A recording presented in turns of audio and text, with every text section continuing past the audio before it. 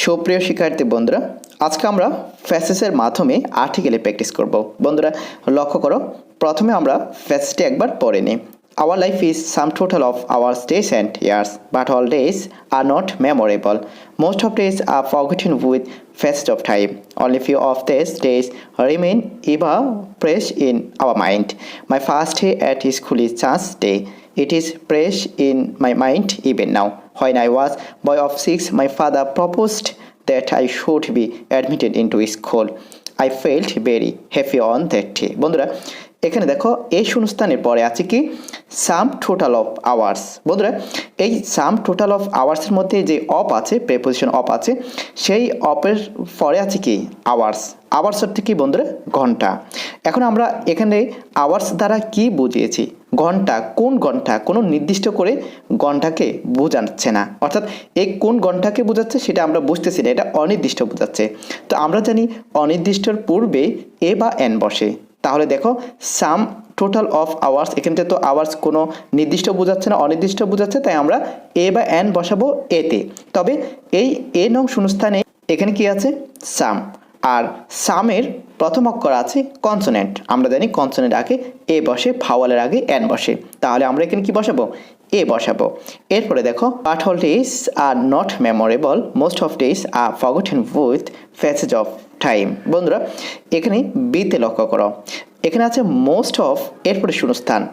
লক্ষ্য করো এখানে মনে রাখবে মোস্ট অফের পরে সবসময় দা বসে। কি বলেছি? মোস্ট অফের পরে সবসময় কি বসে? দা বসে। তাহলে যেহেতু আমাদের এখানে বিতে লক্ষ্য করো, এখানে যেহেতু মোস্ট অফ আছে, এরপরে শূন্যস্থান আছে, তাহলে আমরা এখানে এ বা এন বসাবো না, আমরা এখানে দা বসাবো, কারণ আমরা জানি মোস্ট অফের পরে দা বসে। তোমরা মনে রাখবে মোস্ট অফের পরে সবসময় কি বসে? দা বসে। এরপরে সিতে লক্ষ্য করো বন্ধুরা, এখানে আছে উইথ শূন্যস্থান, এরপরে প্যাসেজ, এরপরে অফ, এরপরে আবার ডি আছে, এরপরে শূন্যস্থান, এরপর টাইম আছে। বন্ধুরা এখানে একটি ফ্রেজ আছে, ফ্রেজটি হলো with the passage of time. কি বলেছি? ফ্রেজটি হলো কি with the passage of time. আবার বলছি with the passage of time. এই পাঁচটি শব্দ, অর্থাৎ এই পাঁচটি মিলিয়ে একটা কিন্তু ফ্রেজ হয়, আর এটার অর্থ হলো সময় অতিক্রমণের সাথে সাথে। কি বলেছি? সময় অতিক্রমণের সাথে সাথে। বন্ধুরা আবার বলছি with the passage of time, এটা কি ফ্রেজ, আর এর অর্থ হলো সময় অতিক্রমণের সাথে সাথে। তাহলে বন্ধুরা আমরা জানি একটি ফ্রেজ যখন থাকে, ফ্রেজের ভিতরে তো আমরা যেটা আছে সেটাই বসাতে হবে। তাহলে এখানে যেহেতু উইথের পরে কি আছে? ফ্রেজে দা আছে, তাহলে আমরা সিতে এখানে দা বসাবো, কারণ আমরা জানি ফ্রেজটি হলো with the passage of time, অর্থ হলো সময় অতিক্রমণের সাথে সাথে। তাহলে আমরা সিতে দা বসাবো। আর ডিতে দেখো, ডিতে কি বসাবো? আমরা ডিতে করস দিব, কারণ আমাদের ফ্রেজটি হলো কি with the passage of time. তাহলে with the passage of time, এখানে অফের পরে আর টাইমের আগে আমাদের এখানে কোনো কিছু নেই, যেহেতু ফ্রেজের মধ্যে যা থাকে তাই বসাতে হয়। তাহলে এখানে ফ্রেজ অনুসারে অফের পরে টাইমের আগে কোনো কিছু নেই, এও নাই, এনও নাই, দাও নাই, তাহলে আমরা এখানে করস বসাবো। তাহলে বন্ধুরা আশা করি বুঝতে পেরেছো ফ্রেজটি কি with the passage of time, অর্থ হলো সময় অতিক্রমণের সাথে সাথে। আর এই একটি ফ্রেজটি আমাদের এখানে সি আর ডির আনসার হয়ে যাবে। সিতে হবে দা আর ডিতে হবে করস। এরপরে দেখো only few of the days remain ever fresh in our mind. বন্ধুরা এখানে দেখো অনলি ফিউ, অর্থাৎ তোমরা ইতে লক করো, এখানে শূন্যস্থানে ফিউ আছে। কি আছে? Few of. বন্ধুরা মনে রাখবে a few, a lot of, a great many, a great deal of. বন্ধুরা এই ফ্রেজগুলো যেভাবে আছে এভাবে বসবে, অর্থাৎ এগুলোর আগে কি বসে? এ বসে, অর্থাৎ ফিউর আগে কি বসবে? এ বসবে। লট অফের আগে এ বসবে, গ্রেট মেনির আগে এ বসবে, গ্রেট ডিল অফ আগে এ বসবে। তাহলে বন্ধুরা মনে রাখবা a few, a lot of, a great many, a great deal of, এগুলো এখানে কি বসবে? এ বসবে। দেখো এখানে ইতে, অর্থাৎ আমাদের এই ইতে শূন্যস্থানে পড়ে আছে পিউ, তাহলে আমরা এখানে কি বসাবো? এ বসাবো।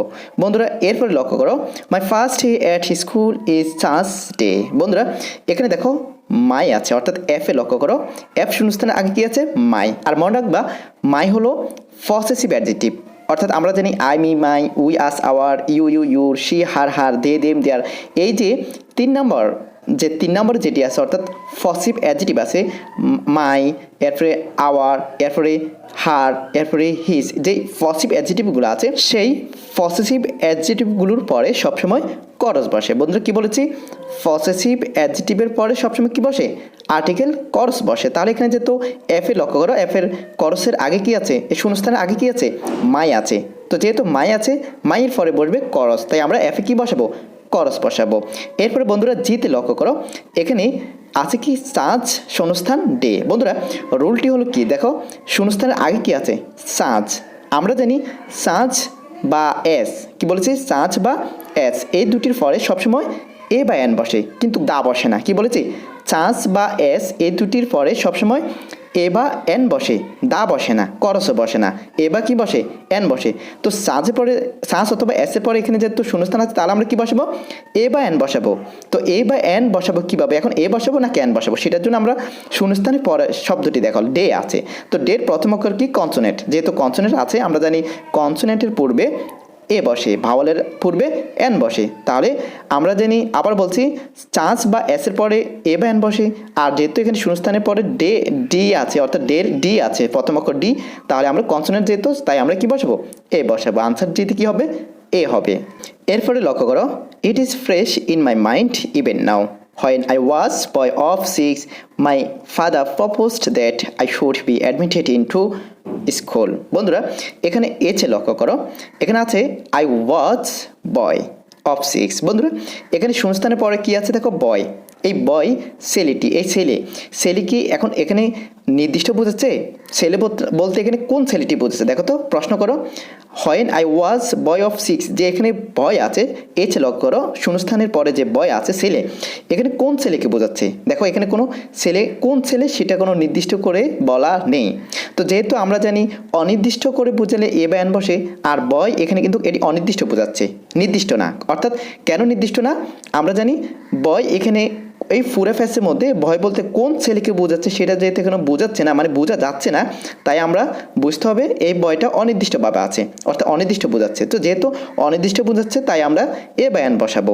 আর আমরা জানি অনির্দিষ্ট আগে কি বসে, এ বা এন বসে।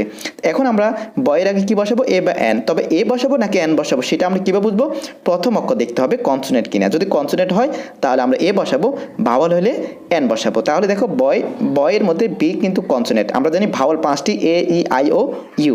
তো এই এখানে কিন্তু এ ই আই ও ইউ এই 5টির একটিও নেই, এখানে আছে বি কনসোনেন্ট, তাহলে আমরা বির আগে কি বসাবো, এ বসাবো। তাহলে এই আনসার কি হবে, এ।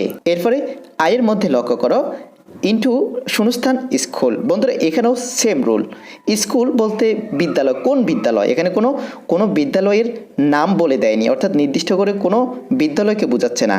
স্কুল বলতে এখানে অনেক যে কোনো স্কুল একটি হতে পারে, যে কোনো একটি স্কুল হতে পারে। তো এই স্কুল আয়ে লক্ষ্য করো, এখানে স্কুলটিও কিন্তু অনির্দিষ্ট বোঝাচ্ছে, কারণ নির্দিষ্ট করে কোনো স্কুলের নাম দেয়নি। তো যেহেতু আমরা নির্দিষ্ট করে কোনো স্কুলের নাম পাচ্ছি না, তাহলে আমরা বুঝতে হবে স্কুলটি এখানে অনির্দিষ্টভাবে আছে। আর আমরা জানি অনির্দিষ্ট পূর্বে এ বা এন বসে, তাহলে আমরা এখানে আইয়ে কি বসাবো, এ বা এন বসাবো। তবে এখন দেখব শূন্যস্থানের পরে কি আছে, স্কুলের প্রথম অক্ষর কনসোনেন্ট এস আছে, তাহলে আমরা এ বসাবো, ভাওয়াল হলে এন বসাতাম। সুতরাং আয়ের মধ্যে আনসার কি হবে, এ হবে। এরপরে লক্ষ্য করো, I felt very happy on that day. বন্ধুরা এখানে লক্ষ্য করো বেরি আছে, অর্থাৎ যে শূন্যস্থান এখানে কি আছে, বেরি আছে শূন্যস্থানের পরে, লক্ষ্য করো। তো আমরা জানি অথবা তোমরা মনে রাখবে ভেরি মাছ মেনি, কি বলেছি, ভেরি মাছ মেনি ইত্যাদি, অর্থাৎ এই ধরনের শব্দগুলোর আগে কোনো আর্টিকেল বসে না। আবার বলছি ভেরি মাছ মেনি, এগুলোর আগে কি বসে না, আর্টিকেল বসে না। দেখো এখানে যেহেতু কিন্তু এখানে শূন্যস্থানের পরে কি আছে, ভেরি আছে, যেহেতু ভেরি আছে আমরা জানি ভেরি মাছ মেনি এগুলো কি বসে না, আর্টিকেল বসে না, তাহলে আমরা যেহেতু কি বসাবো, করস বসাবো। আশা করি বুঝতে পেরেছো বন্ধুরা।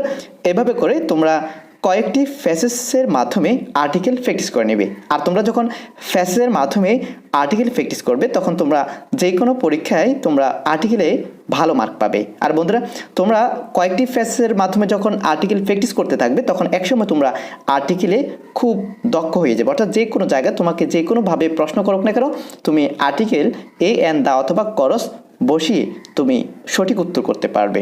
আর হ্যাঁ, এই ভিডিওটি তোমার কাছে ভালো লেগে থাকলে চ্যানেলটি সাবস্ক্রাইব করে রাখবে, সাথে বেল বাটনটি ক্লিক করে দিবে পরবর্তী ভিডিওটির নোটিফিকেশন পাওয়ার জন্য। সে পর্যন্ত ভালো থাকবে, সুস্থ থাকবে। ধন্যবাদ। আল্লাহ হাফেজ।